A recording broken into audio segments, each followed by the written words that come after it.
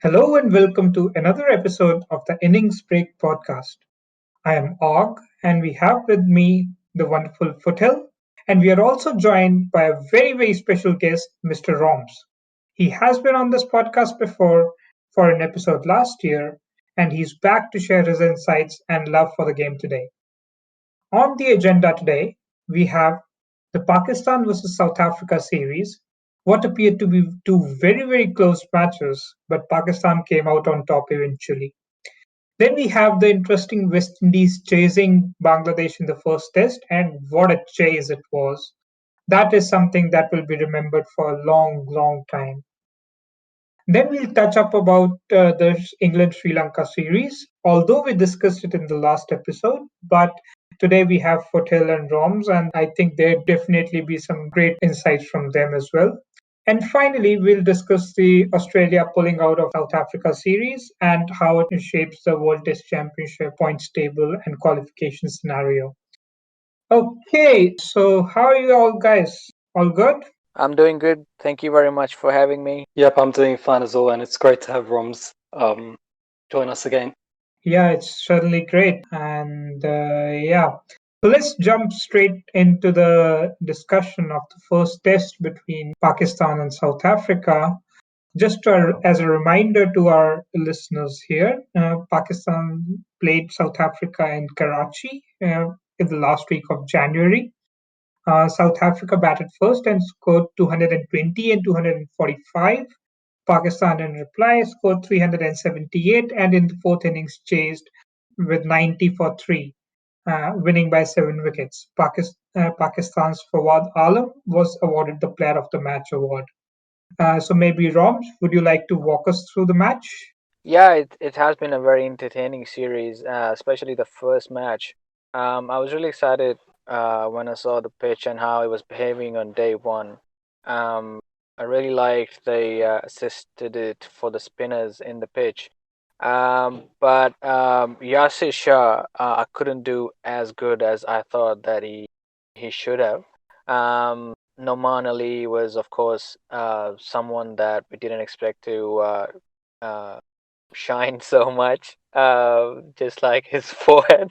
But that was very good. Also, Hassan Ali coming back. Fawad Alam was really good. He once again proved that he's still like one of the best, or maybe at the moment he is the best FC player in Pakistan. Absolutely loved it when we got them out early in the first innings. Also, when they got the openers out early, but Azhar Ali and then Fawad Alam really steadied the ship and got us through with the cameo from Fahim Ashraf. That was quite good, and a lot of tailbacking. That kind of saved us in the test match because all of our tail batsmen actually batted really good. Second innings, I would say that I was kind of disappointed by a couple of players. I would say Dean Elgar and Faf du Plessis. The level of these players, I would expect them to step up at this point, and they could have taken the game away from us. But they kind of like threw their wickets away. I think that we bowled really good, but we probably wouldn't have gotten them out twice as easily as we did. So in that regard, it was just a bit disappointing. But as a Pakistan fan, I was really happy to have a series in Pakistan, to have a win in Pakistan, and have a win against South Africa, given their great regard against us in the recent years. Right. I think Faf du Plessis in particular and also Quinton de Kock, they are both woefully out of form. And that really showed in this test series. Although Faf had a last pick score in late December against Sri Lanka in Centurion, he scored 199. But after that, it's been 5 innings, and the highest score that he has made is 23 in the first innings of the first test against Pakistan. It appears that from what I saw, Faf was not at all comfortable playing spin on subcontinent pitches. Centurion maybe because spin was not very effective, and that is why he was able to score a lot of runs. But on subcontinent pitches, his weakness was exposed thoroughly. And same with pretty much most of the South African team. I think you're being kind by characterizing it as like a loss of form or, something and like something that's like temporary. Because if you look at his career, I don't think I've ever been impressed by Buff in Asia. And indeed, I'm just looking up his stats right now. He's got 17 test matches in Asia, career average of 21, no hundreds. And remember, he was captain for essentially all of those 17 tests, or the vast majority of them. So his performance has just been terrible for basically his entire career. The only places he's done well are at home and also Australia and New Zealand. He is basically a budget version of David Warner. I've never really considered him as a class player. He's just someone who's okay, basically in a very narrow range of conditions. He's not like a complete player, and for me, under his captaincy, you sort of saw South Africa begin to slide as a they were the world number one team, weren't they? When he sort of inherited the job from, was it AB or Graham Smith, who was the previous captain? I think it was Graham Smith. AB was a captain for a very short period of time, right? Yep, and then he quit. I also think Amla captain for a little while, but that might have been after Faf, not before. But yeah, overall, this might be wrong. Maybe the South African fans will scream at us later on Reddit. But I sort of associate the fall of South African cricket with the captaincy of PAKvsSA, because he just never stood up in their tough subcontinent tours and things like that. Which is where under Graham Smith and under AB de Villiers they were amazing. Budget David Warner, some people might think that's exceptionally harsh, but it really isn't, because if you look at his record, the breakdown by continent, he's only really been good in Africa and Oceania, which account for all of his test hundreds and 16 of his 21 test 50s. So he's played 20 tests outside of Africa and Australia and New Zealand and been pretty garbage in all of them. So he's never played in West Indies, so not sure about that.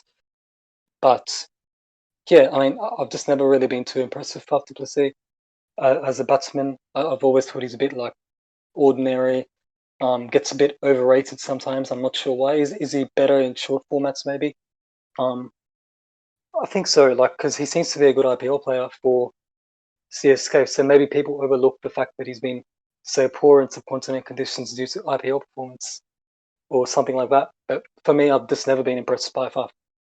I don't know. He seems to be a decent T20 player, but it's just that the test team that he is not performing, and he hasn't performed well with red ball cricket across I Asia. think his form has taken a fall in the past 2-3 years. Like when you see him batting nowadays, it feels like his head is not in the game, kind of. Like, I don't know if I'm just oversimplifying it, but it just seems like it that at points he's just like kind of absent.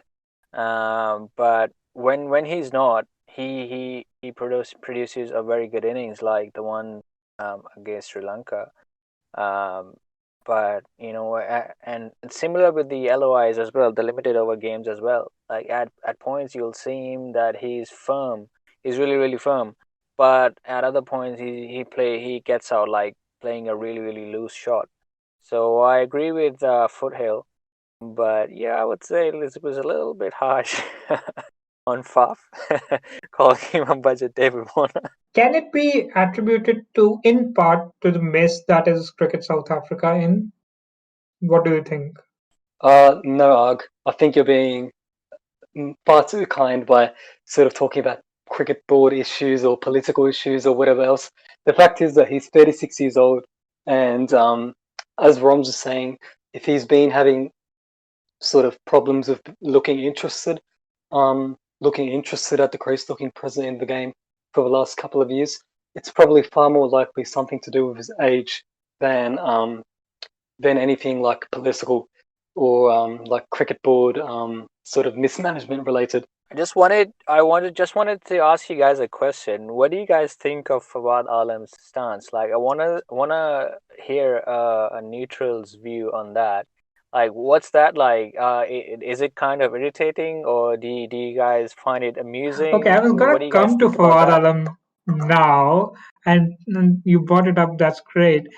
Fawad Alam's stance is it's amusing. I would say it's not irritating at all. No, and nobody gives a shit about stance as long as you're scoring runs, and he is scoring runs. How good is he? Like I don't know why, but why wasn't he in the team since 2009? Like he played one match, he scored a century, then missing for like 11 years or so. He comes back, scores another century, then another match, another century, and then what's going on? What happened to him? Where did he go missing in the middle? I think that when I was watching him when he was still in the early stages of his career, a lot of people, including myself, thought that he was not built for the limited over games, but he would be really really good for the test matches. And I think that he got dropped off because of his limited overs form. Thinking that because he cannot hit a big ball, maybe like it's not he's not gonna be in the limited over games. But I don't know what happened with the test matches, why he got dropped off from there because he was doing just fine. And I remember that Freedy was still captain when he got into the team, and everyone thought that he was like a Freedy's really really close to a Freedy, and that's why he's getting all these games because Right. he Yeah. cannot like just the typical mentality of a fan. Just because a player is not hitting sixes, just a player because he's not flashy, he might not be as good. But it's definitely politics. He would have to have some pissed off someone in the PCB. I've said it in the past. He cannot be out of the team for this long uh, because like some small issue. He probably pissed someone off in the PCB, and then once he got past 35, I think he past 32, 33, 34, he kind of got overlooked by the selectors. Why? I don't know. I think if Mickey Arthur would have brought him in, that would have been one of the best things that, along other things that Mickey did for Pakistan cricket. But in the PCB, you never sure who's calling the shots. So it's a mystery, and I think it'll remain a mystery until Fawad Alam actually Right. writes a book on it, and Right. or someone like Rashid Latif just gives it away on Game On, a random episode. you know Other than that, it's not coming out. Other than that, it's gonna stay a mystery. It's gonna be getting asked on our cricket like 50,000 times that why was Fawad Alam not selected, but no one's got the answer. So it will remain a mystery. Okay, one thing is that he wasn't selected for 11 years.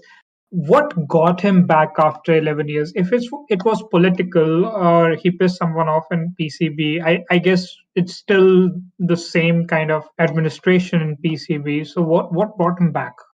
I don't know, man. Seriously, I have no idea. But when Misbah became the selector, a lot of people thought that it was coming. Like a lot of people saw it Oh, coming.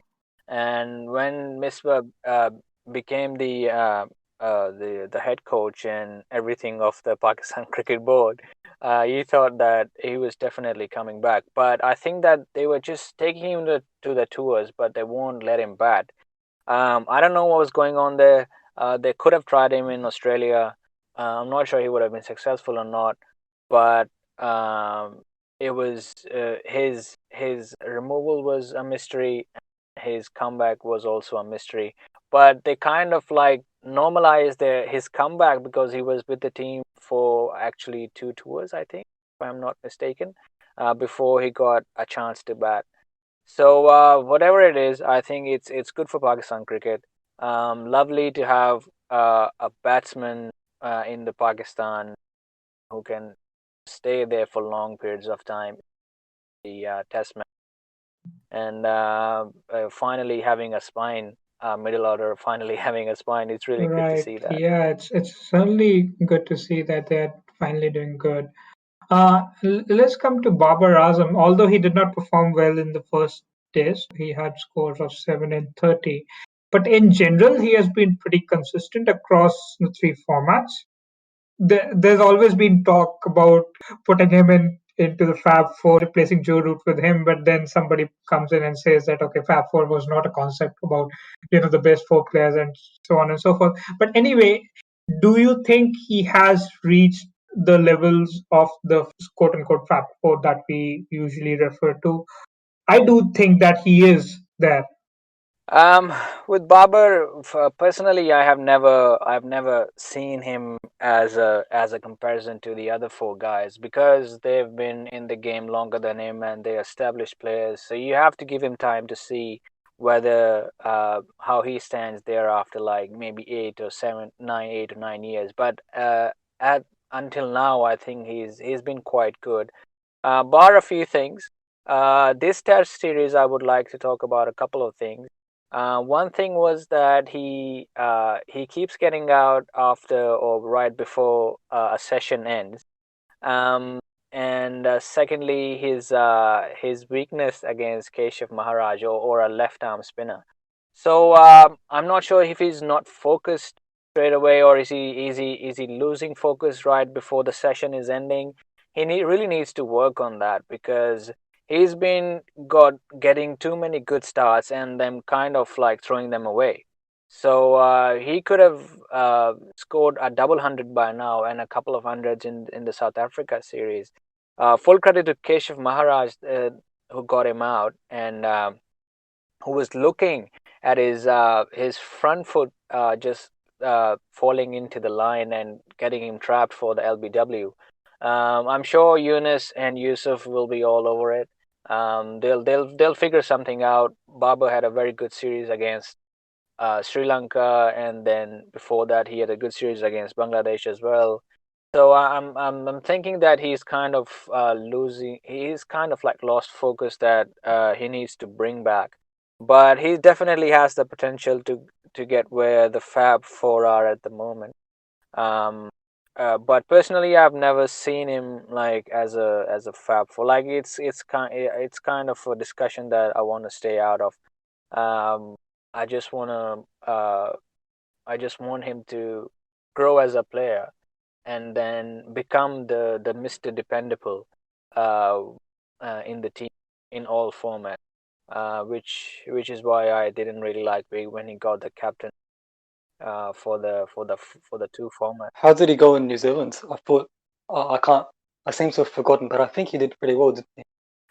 He was out of the New Zealand tour because he hurt his thumb during the net practice, so we didn't have him for even a single match. So yeah, he was rested basically for the whole series. But this was his first series back basically. So yeah, it's I think he'll come over it. He's shown potential before, and he's the kind of batsman who's improved over the years, and I think he'll improve more as the years go by. Definitely, he certainly has a lot of potential. Um, okay, I think we should be moving to the second match. Just as a reminder to our listeners, Pakistan batted first and scored 272 and 298. In reply, South Africa scored 201 and were bundled out for 274 in the final innings. Pakistan eventually winning by 95 runs. At a moment, it appeared that South Africa are going to chase it easily in the fourth innings as they were one for 127 and eventually three for 241. But at some point, it fell off and they collapsed eventually to 274 all out with a deficit of 95. Thoughts on this, Foothill? I think that match was really fun to watch, and I certainly enjoyed it. What struck me the most about that particular game and the series as a whole was how strong Pakistan's lower order has gotten, which is not something we traditionally associate with Pakistan cricket. Normally, their bowlers are pretty ordinary batsmen, but in this series, Fahim Ashraf and Rizwan have been just brilliant. And I think their emergence as like really quality lower order players has sort of substantially strengthened the Pakistani team. Like we always talk about tail end runs, right? So with teams like England and Australia, that's often pointed to as one advantage they have over, say, India, which is that the tail end often contribute runs. In fact, I remember after that 36 all out episode, Rav was quite insistent about that point. So for Pakistan to develop a lower order, which consists of Rizwan, Fahim, Salman Ali, who's shown he can bat, Yasir Shah, who of course has that legendary Yeah, meme 100 in yeah, Australia, to go with yeah. he made a good, what was it, 30 or 38 not out from like 30 balls in the first test. That was a bit like Muralitharan coming in at number 11 and just slogging. Um, and then they've also got Hassan Ali, who's shown that he can bat, and I guess the only real bunny in that Pakistani team, sorry, is Shaheen Afridi. And also, like, it was during the second test, I think the broadcasters showed a graphic which showed the difference in lower order runs this whole series between Pakistan and South Africa. But I can't quite remember the exact figures, but rest assured that Pakistan scored many, many more with the lower order than South Africa did. And the commentators were talking about it being the difference in the series, which, if you go back 5 or 10 years ago and you suggested that Pakistan's bowlers would outbat the South African bowlers, with guys like Philander in there, you'd be very surprised that such a thing could happen. So for me, that was the story of the test. Just excellent lower order batting from Yep, Pakistan. that is true. The only good thing that happened for South Africa in this match was Aiden Markram scored 100. That was a fighting 100 in the second innings, chasing 370. And Bavuma has been decent, but rest of the team pretty much lacked character. One thing, Roms, I would like to ask you is about the pitch. So in the first match, you could see that most of the wickets were taken up by the spinners. Nominally, Yasir Shah took up the bulk of the wickets. But in the second match, it was mostly the Pacers. So nominally, Yasir Shah pretty much failed. They got 1 wicket each across the match. Different it was from Karachi to Rawalpindi. What changed somehow? It's not really expected these days in subcontinent conditions anywhere to have those, pacey pitches. But certainly Rawalpindi was something different. Look, the Rawalpindi pitch, as far as I know, was quite the flat pitch, and the ball was staying low, as we saw in the first inning. How Razi got out Hmm. in the first innings. Yep. Those couple of wickets by Hassan Ali. I think it's been great to have Hassan Ali back, and someone who knows how to bowl on these pitches. Now, I heard to Shoaib Akhtar on this thing, and memes aside, Hmm. Shoaib has actually pointed out quite a few things that bowlers need to do to get wickets on this surface. Now, he was saying that the Hassan Ali, he needs to for the tailenders, he needs to have a different plan and something, and then for the top order batsman, he have a different plan, which he did, of course, implement and got the wickets. But was really disappointed by Yasir Shah, of course. On the very at the in the first test, I would have completely put my money on him getting more wickets than Noman. He was bowling actually very good, but I don't know, for some reason I think that Yasir Shah is still thinking of the UAE pitches that gave him so much success, that he is trying to bowl Yeah. like the similar lines on these pitches as well, and it's not helping him. And I think that that's been, in my personal opinion, that has been the reason of his downfall. The reason Ashwin has been so successful all over the world, that Ashwin has adapted wherever he goes. But I think Yasir Shah has not been able to adapt. This point has been brought up quite a few times by different people, that Yasir needs to adapt because to the pitches, to the circumstances he's playing in. But for some reason, he's still thinking of the UAE pitches, that where he used to be like the lone hunter. He would just run through like batting lineups, Hmm. get 7, 8 wickets, Right. every single match. Right. So it was kind of disappointing, but a great comeback by Hassan Ali. How he has kind of pitched the ball up a little bit, and I was able to get a few wickets from there. But at the same time, I would also say that in the second test as well, a lot of batsmen threw away their wickets. They went fishing outside off. They tried to play shots that were not necessary, and the amount of runouts. I mean, I guess that it is Pakistan versus South Africa, so there's bound to be runouts. But still, I think that it could have been avoided. Right. But in the second test match, also, I would also say that Pakistan's lower order batted really, really well. Love to see Rizwan get 100. Love to see that he has carried his form from the away conditions to the home conditions now. He's always been good in the home condition. But Fahim Ashraf, I pointed out in the match thread as well. I don't know if someone pointed out that Fahim Ashraf is now averaging 40 with the bat and 33 with the ball, which is very good for an all-rounder. And if you listen to his press conferences afterwards, he goes that he still considers himself as a bowling all-rounder. So and he's playing as a bowling all-rounder, which is really, really good.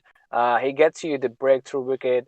He gets you some very, very good spells, and people kind of like underestimate him when he's coming to bowl, thinking that he just bowls like 125 to 130 pretty like dollies, and you could hit him around and stuff like that, but he actually moves the ball, and he's been quite good doing that. But his batting has improved so much, um, uh, playing in South Africa, sorry, playing in New Zealand, and now coming back home and carrying that form. I think that's been great as well. But definitely the highlight of the game was Hassan Ali, um, his 10 wickets, uh, and getting the wickets when he's actually getting the a batsman bowled instead of just shot that to play. Right. Yeah, that was a wonderful, wonderful performance by Hassan Ali. One more thing, is Mohammad Rizwan the best wicketkeeper batsman on the planet today? Yes, I think Rizwan is definitely the best, and the reason behind that is not only is he an excellent wicketkeeper, as good as anyone going around with the gloves, but he also has this habit of making tough runs. So what I mean by tough runs is when the team are getting hammered, which Pakistan have often gotten hammered, especially on away tours in the last 18 months, 2 years or so, essentially since he came into the team. But in those sort of 2 year period, in that 2 year period, the guy who stood up for him consistently has been Rizwan. So he was outstanding in Australia, where they got whitewashed. Um, he was outstanding again in England, which I think that was a whitewash as well, I'm not certain. And once more, outstanding in New Zealand, which was another whitewash. So in all these tough away conditions, he's gone and performed really, really well. He got, I think, he set like a record or something, most successive 50s by a Pakistani wicketkeeper. I think he had 5 or 6 in a row, and then finally he was able to go and get that 100 in this most recent test. So for me, when you look at his overall career, it's not very long. I'll concede that it's not very long, but in that short time, he's just been so good. And when you look at some of the other wicketkeepers going around Test cricket around the world, you've got Tim Payne, who some people think he's a really crap batsman. I wouldn't say so. I think he's an okay number 7. He's not amazing. He's okay. Sort of like Saha, who's also I see as an okay batsman at number 7. And then you've got people like Joss Butler, who I think because of how good they are in white ball cricket, people assume they're better as batsmen in tests. But if you look at Joss Butler's test match batting record, it's not amazing. It's a little bit better than okay. So Rizwan has straight away moved into the top echelon of wicketkeeper batsmen in test matches alongside De Kock and BJ Watling. And one thing I will say about De Kock is that his subcontinent record, like PAKvsSA, is pretty atrocious. So let's rule him out as well. Go process of elimination. It's Watling and Rizwan. And I personally would pick Rizwan because of the tough runs team, which I don't think Watling has done nearly as often for no fault of his own. It's just because New Zealand have Ross Taylor, Kane Williamson, Henry Nichols, etc. So Watling is put into that tough runs position less often than Rizwan is. I'm really, really impressed by how Rizwan has been performing. He has an average of 44 after 13 tests, and that's pretty good for a wicketkeeper batsman. He has been playing an anchor role in Pakistani test matches. So great. I think that was a wonderful discussion on Pakistan South Africa series. Any final thoughts on the series? Yes, I would say that as FootHill pointed out that Pakistan lower order batting has been quite good in this series. I would say that one thing that was missing out of the lower order batting was Hassan Ali. Whenever he's on the pitch, he tries to hit a big ball and he tries to slog it out of the ground. He's got a couple of 50s in New Zealand as well, I believe, in the T20s that we played there a couple of years ago. And he can definitely slog the ball.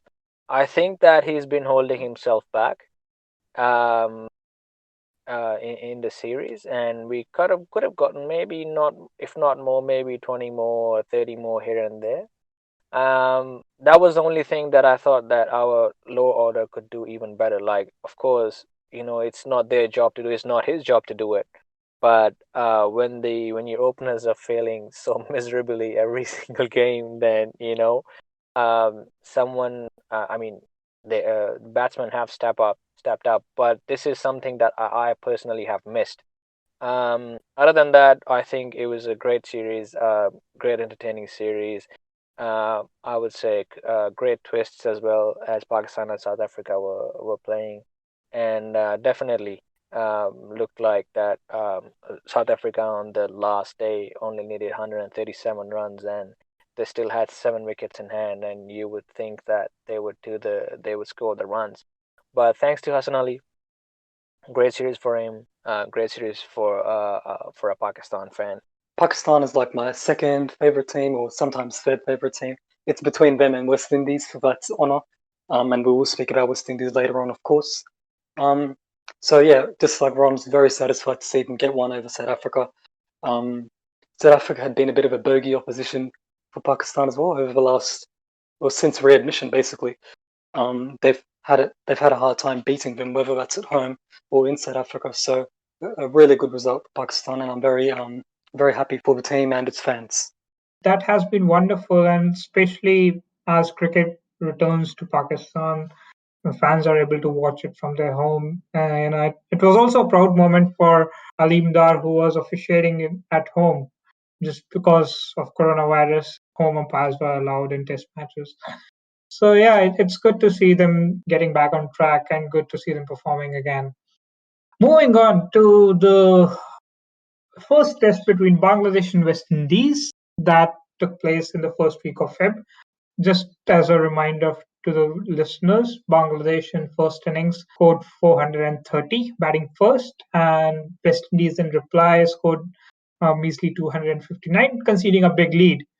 Bangladesh in the second innings scored 223 for 8 and declared their innings, leaving West Indies big target of 395 to chase.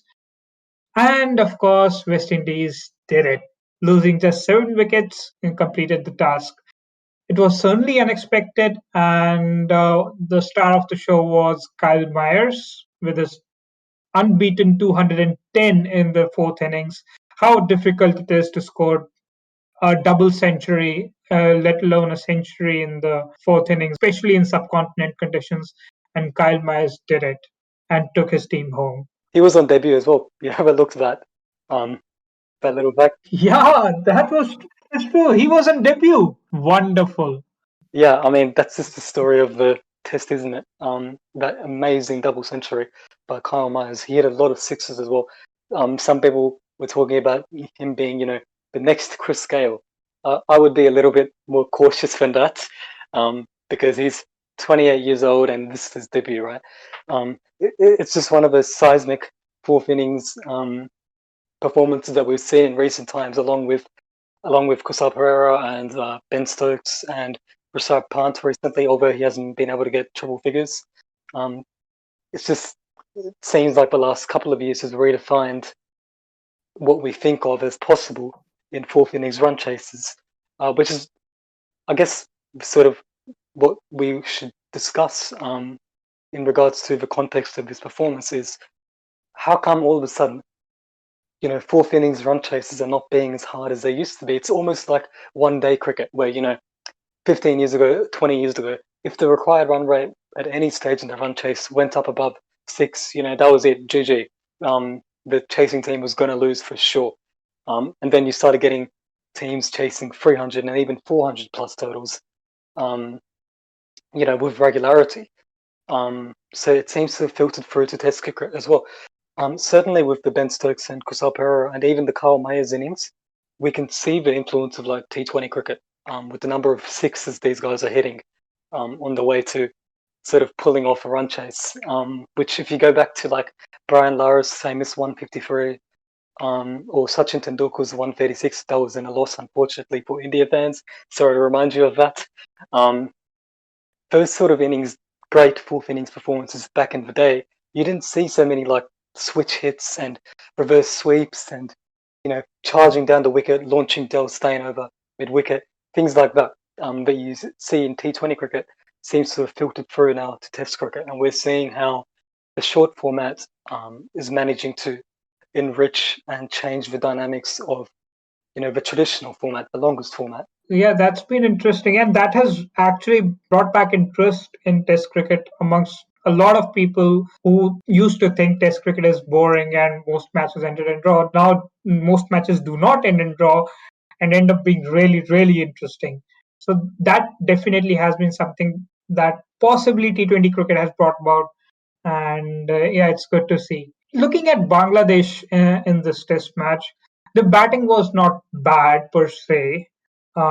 In the first innings, they scored pretty good to 430, with Mehdi Hassan Miras scoring 100, Shatman Islam and Shakib Al Hassan pitching in with well made 50s. And in the second innings, okay, the top order failed, but then Monimul Haq scored 100 and Liton Das pitched in with a well made 69. Where did Bangladesh go wrong in this match? I think they did everything right till the third innings ended, and then suddenly, fourth innings, they couldn't find the wickets. Where did they go wrong? I think it's a little bit like the Headingley Test or the Durban Test, right? With South Africa and England, sorry, with Australia, being on the losing end on those two occasions. It's sort of one of those occasions where sometimes you just get, blown away by the sheer individual brilliance of one player on the opposition, and sometimes like you just can't do anything about that. But on the other hand, I will say that when that happens, it tends to be a once in a lifetime sort of situation. I don't think Kyle Mayers will do this again. I don't think Kusal Perera would do it again. Ben Stokes might do it again, but I'll be very surprised if he managed it as well. It's a once in a lifetime type thing. Unfortunately for Bangladesh, once in a lifetime always seems to happen to them. In all formats, like the 144 WWW thing, the Nidas Trophy match where Yes. was it Dinesh Karthik hit like 50 runs in 2 overs. That's the unfortunate thing for Bangladesh. It always seems to happen to them. Is it that pressure gets the better of them, Roms? I would say so. As FootHill said, that it's just one of those freak performances that you'll get once in a while. I'm not sure. I mean, it does seem like a coincidence that all of these things have come just at the same time, because when South Africa was about to chase 350 plus runs, West Indies ended up chasing 390, and then of course India a couple of weeks ago chased down 350 plus as well. So I'm not sure. I think it's just like one of those things that it's just a freak innings. And the thing that impressed me the most, that his 210 came off 310 deliveries. So he's striking at like 67 and doing that, hitting 7 6s and 24s. I think that's playing your debut. You score a double hundred. you hit that many boundaries, and then it kind of like gives you an idea of a fearless mentality where a player thinks that he's got nothing to lose, so he's just gonna go for it. And I don't think Bangladesh did anything wrong. Any team would have declared around 400 something mark and thought that they're definitely not gonna chase this, but they ended up chasing this, and it definitely, as FootHill pointed out earlier, that the T20 cricket has definitely helped. Now players are more courageous playing all those shots, that they don't have to stick around for so long. They can just hit a six, and then the rest of the over they can block out. So it's kind of like an advantage to the batsman, that the game has changed over the past few years. But yeah, as FootHill said, I don't think these things are gonna keep happening. You would still put money on the team losing. Whichever team is chasing is going to lose on the last day, as we saw with India um, in the first test. It's not going to be. It's never easy. It's never easy. But because he had some assistance with Bonner on the other side, scoring 80 odd runs, I think that really helped as well. But yeah, I don't think Bangladesh would have expected it, and unfortunately, they ended up again on the other side of the on this side of the history, as I should say. Right. Something that caught me is that, and many people have been talking about it on Reddit and elsewhere as well, is that Bangladesh performance as a team has gone down significantly starting 2017 or so. So they have been on a downward spiral. What do you think is the reason for that, Roms? Personally, I wouldn't say their performance has changed much, because in 2019 World Cup they were doing so good. In the test matches, even they gave quite good competition to all the visiting teams they had. I know that not visit Bangladesh nowadays for the test match, but still, in the limited over games, I think that they've actually stepped up their game. So I wouldn't say that, even with the recent T20s coming up with Australia, I would say that they would give Australia. I'm not sure what sort of squad Australia is going to send to Bangladesh. Is maybe the A squad, or if they're just going to their squad or something. But I would think that they've got the players, they've got the performances, and I wouldn't say it's. I think that maybe they've just been unlucky, and maybe that at times they haven't been performing very very good. But I wouldn't say that they've been downward. No, I wouldn't say that. Right. One interesting match that I came across was the lone match between Afghanistan and Bangladesh. That was Afghanistan's first match in Bangladesh, and that they won. And they beat Bangladesh comprehensively by 224 runs. That was in 2019, September.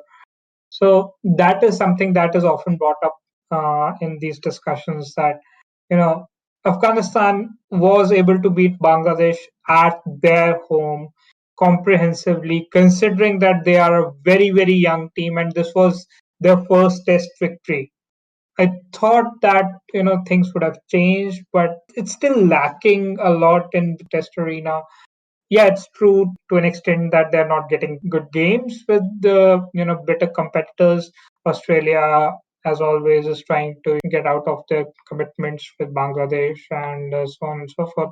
But do you think that they could have done better, or they could have improved in Test cricket compared to how they have gone up in limited overs?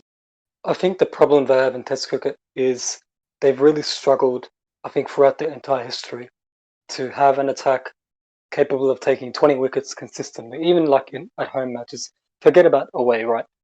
For a sort of up and coming team, you need to sort out your home performance first, and don't worry about away, right? Playing well at home is like the foundation. So they've struggled with they've found players who do really well for like a short amount of time, and then they just can't sustain that level of performance, or they can't improve. So, for example, we all remember how explosive Mustafizur's international debut was. He was amazing when he burst onto the scene. That 6-4 against India will live long in the memory of any Bangladesh fan. Although also in that series, I think, was Stuart Biddie's 6-4. So once again, the crazy things always seem to happen to Bangladesh. But also, apart from Mustafizur, they also had another young, quick Taskin Ahmed, and he was, he had good pace. He looked like a decent find for them, and he seems to have dropped off the radar as well. I've not seen or heard much of him lately. And then their spin bowler Maddie Hassan Miras. I think he made his debut against England in that infamous test where England lost 10 wickets in a session. Quite an epic collapse, and I think Miras was sort of front and center in that collapse. And then from that point, he just hasn't kicked on and improved. So I think that's sort of the problem with Bangladesh cricket, has been that although they've had a number of good batsmen over the past few years, so guys like Shakib, Tamim Iqbal, Rahim, Momin ul Haq has been really good in home test matches as well. They've just not had the ability to consistently take 20 wickets. Whereas Afghanistan, on the other hand, they have Rashid Khan straight up, who's an outstanding young spin bowler in all formats. So in regards to winning test matches, it's often said that being able to take 20 wickets is more important than having good batting, and that's sort of the advantage that Afghanistan have over Bangladesh at the moment, is that in Rashid Khan alone, they've got a better bowler than pretty much everything that Bangladesh has got. Right. Okay, yeah, that's true. Rashid Khan is wonderful. Okay, so we are recording this on the 10th of Feb. The second match begins tomorrow. And let's see how Bangladesh performs. Are they able to, draw the series out, or is it something that West Indies, carries home, maybe withdraw or win the second match as well? That would be interesting to see, and definitely that this is going to be a cracker of a match. Coming to our third point of the agenda, and I know we have discussed this before, but just wanted to get both of your thoughts on England Sri Lanka series, Joe Root masterclass. We saw two big scores from him. We also saw Bess's shit gets wickets.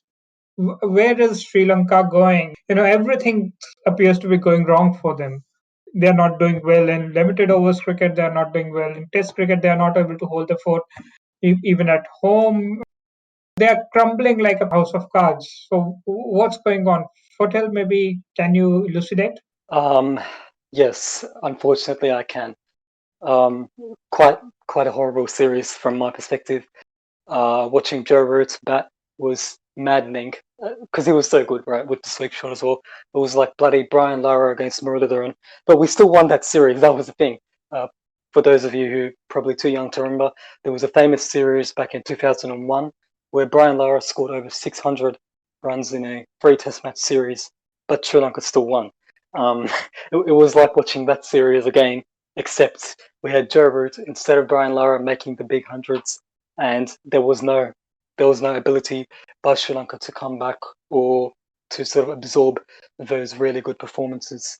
What I'll say for our performances in the last few years, I guess, for myself and a lot of the other fans on the Reddit, we used to take sort of a crumb of comfort in the fact that although, yes, we've been pretty diabolical in ODIs and T20s for the last 6-7 years, we seem to be, okay as a test match unit. Before this recent run of 4 consecutive test match defeats, we were ranked 5th in the world, right? So yeah, we were still performing reasonably well. Okay, we weren't exactly a top side, but we weren't as bad as this either. What's been sort of frustrating with our performances recently has been the batting, what's frustrating about that in particular is in one innings of a test match, we'll get a good score, 350, 400 sort of zone, things will look great. But then in the other innings, there would have been a terrible collapse. That's sort of been the pattern for the last 4 Test matches. So one good score and one awful score. And generally speaking, the awful scores have one thing in common, which is really bad shot selection. And the problem with this is, obviously, if you've had a bad first innings, you can't. It's really difficult to get back into the Test match. But by the same measure, when you have a good first innings, you can't afford to collapse in your second innings either. That's the sort of moment to, sort of keep the foot on the neck of the opposition, right? If you've got an advantage, you've got to press it in, not let them back into the game with an insipid batting performance. So yeah, that's been our problem in the last 4 Test matches. I think the inconsistent batting, the bowling. I don't have too much to criticize. With in South Africa at least because everyone got injured, so can't really expect too much from that. As for the England series, I think it's high time now that we got rid of Duran Pereira, who is 38 years old, going to be 39, I think. And he's been really poor ever since Herat retired. So when Rangana Herat was playing, Pereira was like an excellent foil for him. He'd come on, off spin and slow left arm, so they turned the ball different ways. And oftentimes because Herat had like this reputation, of being a world-class player, I feel like opposition teams would just sort of block him out, try to survive him. That would be their strategy. Try to survive him, and we'll hit the other spinner, whoever it is. So I feel like maybe Pereira got a lot of cheap wickets, based on opposition batsmen playing rashly against him because they targeted him as, okay, this is the guy we're going to score our runs off, so let's take a chance against him. So, and obviously with the retirement now of Herat, we're left with Duran Pereira having to step up and be the senior player, and he's just not shown. He's not shown any performances that are consistent with that expectation of him now. And even when Herat was playing, Duran Pereira sometimes played in away Test matches, and he was always terrible. And by away, I mean like literally outside Sri Lanka, not even like Sena or outside subcontinent conditions. Outside Sri Lanka itself, he's been really bad as well. So with all of these factors, and the fact that in this series that we lost to England, I feel like if just one bowler had been there to support Embledenia, we could have maybe drawn the series. So 1-1 instead of 2-0, because Embledenia bowled beautifully. Took a couple of 5-wicket hauls, just looked really good. But he just had no support at all. And for me, that's the sort of selection change I would make. We've got to get rid of Embledenia. Sorry, not Embledenia. We've got to get rid of Pereira and find a second spinner to support Embledenia. Yeah, I would agree with, of course, FootHill just explained pretty much everything that I was thinking of. But I think when you've got a batsman who is pretty much in the form of his life, scoring 180 and scoring a double century for fun, when you have a batsman like that, it's really difficult to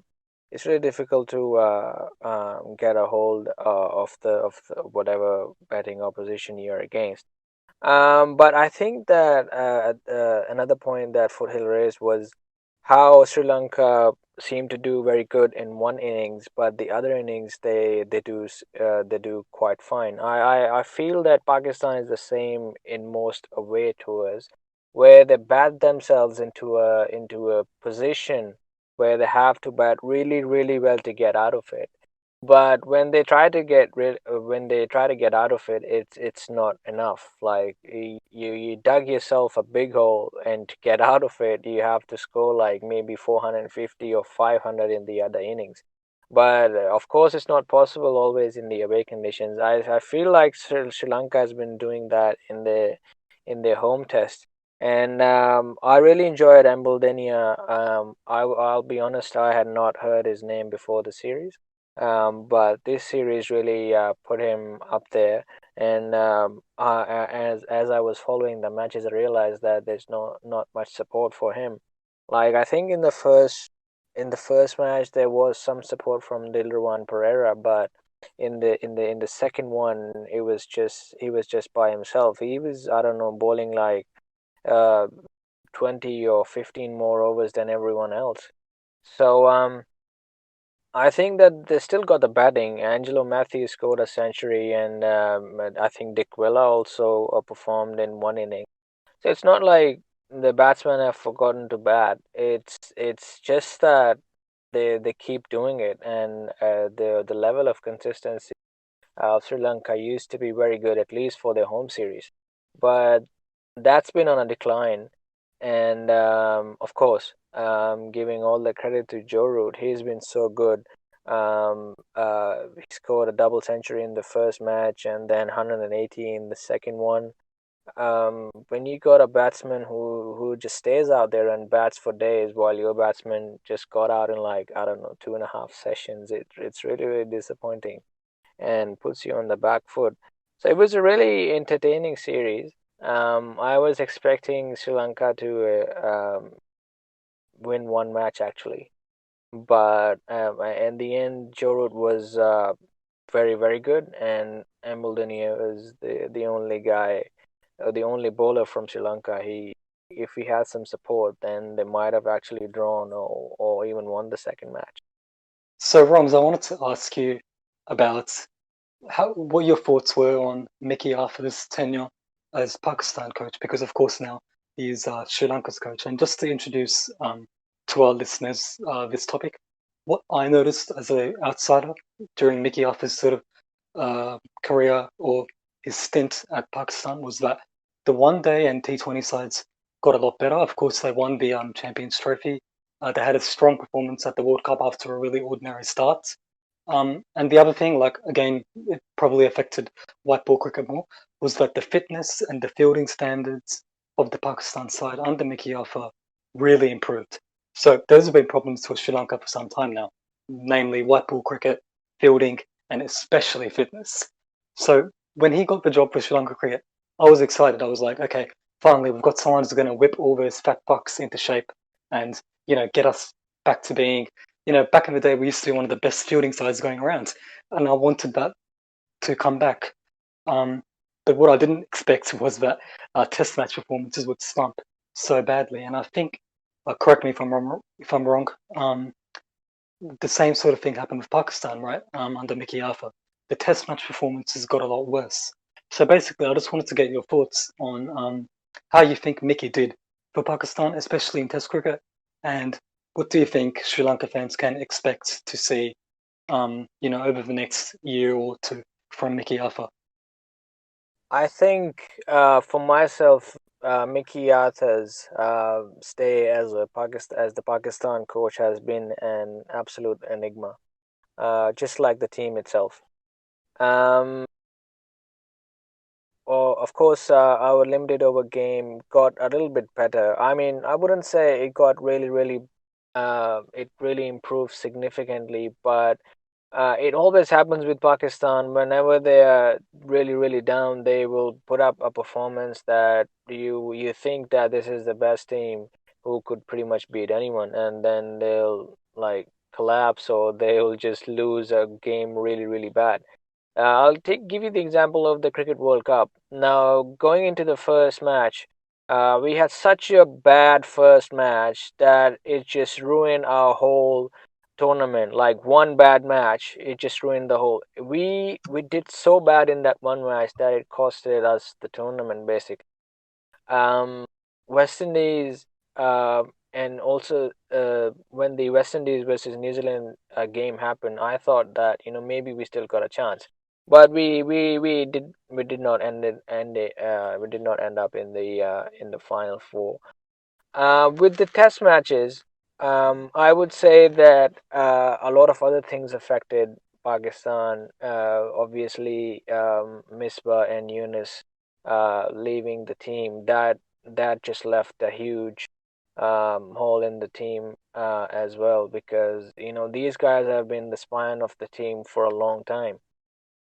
So when they left, we thought that someone else would step up, like someone like Asad Shafiq, and then we would expect Azhar Ali, who'd been doing good before, to actually step up and then just completely fill in the boots. But and to some extent Haris Sohail and Babar Azam as well. Of course, Babar just started getting his form back very recently, but the short period of time where we lost the New Zealand series, where Australia was able to draw the series, and when we got whitewashed, thanks to Herath in UAE. I thought the two main batsmen which were missing made a very big impact on the team. So I would say that Mickey, whatever people say about him, that I think that he still does his homework, and he wants the players to do their homework, and that's how Pakistan has somehow improved in their fielding as well. And they a lot of, I think, their bowling was improved, and them as a team was improved as well. But it's been like a mystery, like a lot of other things with Pakistan cricket. Like I wouldn't well, was not expecting him to just lose his job as the head coach, and Misbah of all people replacing him.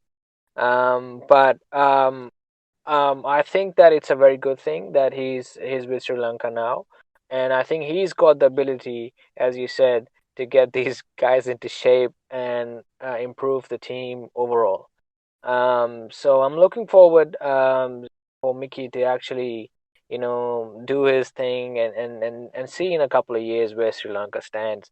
Um, if I wouldn't be surprised if it's really, really good though, because I think, in my personal opinion, Mickey is a good coach. Yeah, thanks for your reply, Romz. Very insightful.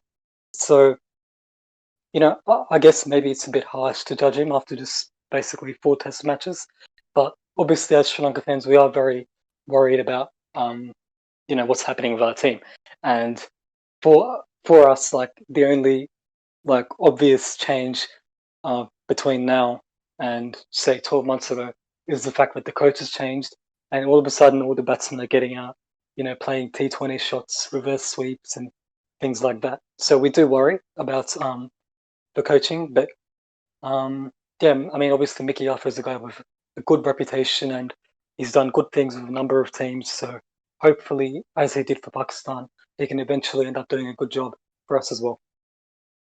All right. That was insightful, quite insightful. Moving on, Australia pull out of the South Africa series. South Africa had prepared a lot. They had set up some big bubbles and all that stuff so that Australia feels safe.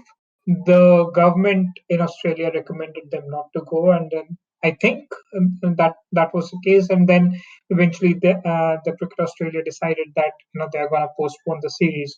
Now, what this means is that Australia end up on 69.2% of the points earned.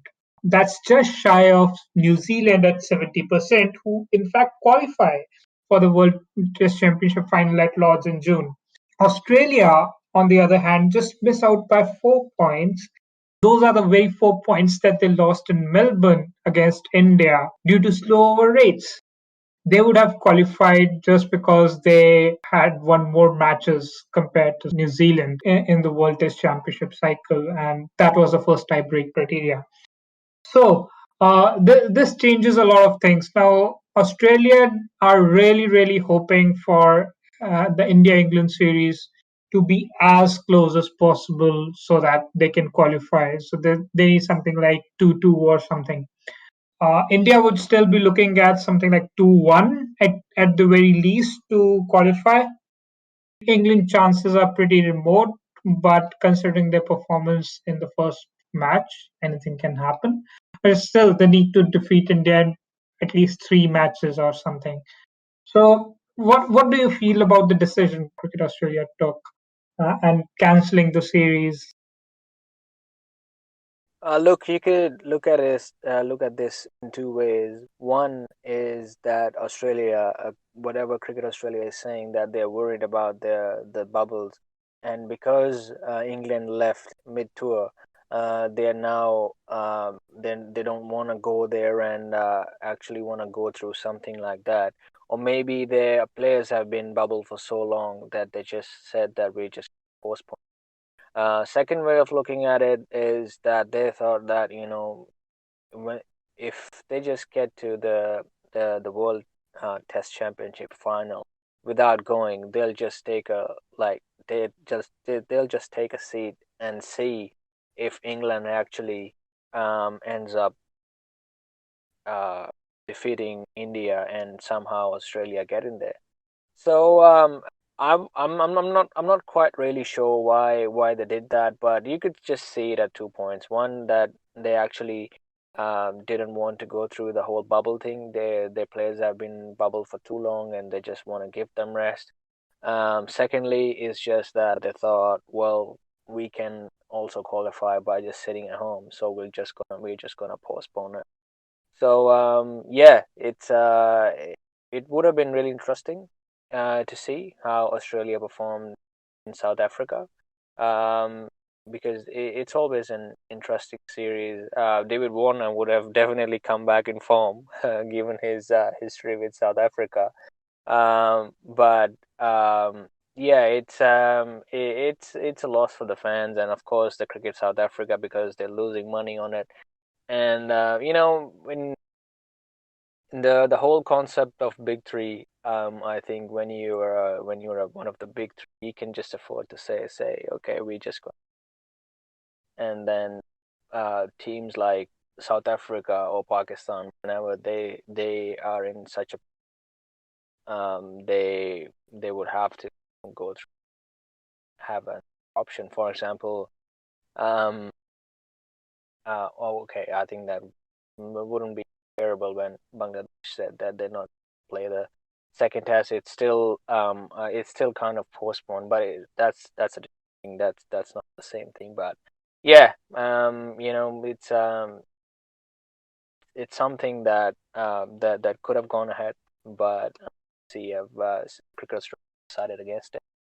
To add to what Romz has said, I think me and Romz are actually well placed to comment on this because we're a pair of Aussies. Romz is from WA, where there's been pretty much no COVID cases at all since about June last year. I'm from New South Wales, where there's been, well, one small little outbreak before the SCG test, and that's all we've had here for about 6 months plus as well. So, from a public health perspective, I completely understand and support the decision taken by PAKvsSA, just because, out of all the sort of test match playing countries or cricket playing countries in general, if you look around the world, the only two countries who've got COVID well under control for a long period of time has been Australia and New Zealand. And for me, there's no reason to risk jeopardizing this enviable situation we have in this country for a cricket series. So it sucks for South Africa. I understand that their fans and obviously their whole cricket community is very much disheartened by the decision, especially with all the special arrangements that they'd made. But I just think that from a public health perspective, the right decision was made. And even with the Sri Lanka tour back in December, I was really surprised that it went ahead. I was expecting that SOC would call it off just because obviously that fiasco happened with the England tour being abandoned midway through, and a number of South African first class cricketers also going down with the COVID. And then there's the South African variant, which, look, I'm no epidemiologist, but all in all, I just think that the situation in South Africa warrants the decision being made by CA. And yeah, again, we're not happy with the fact that we're not going to see cricket.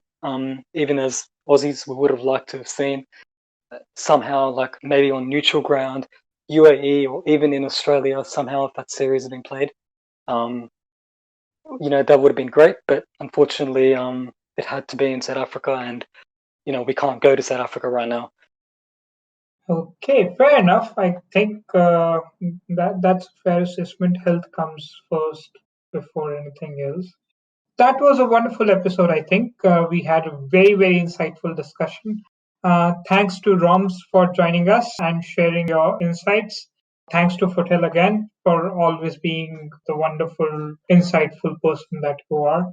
Thank you, listeners, for listening to another episode of the Innings Break podcast. And about 10 days from now, we'll be coming with another episode, a mid series review of India versus England series by the time the second test would be over. and let's see how the tide turns, or is it India really in danger? Okay, that was all from us. Thank you and have a good day, everyone. Stay safe and goodbye.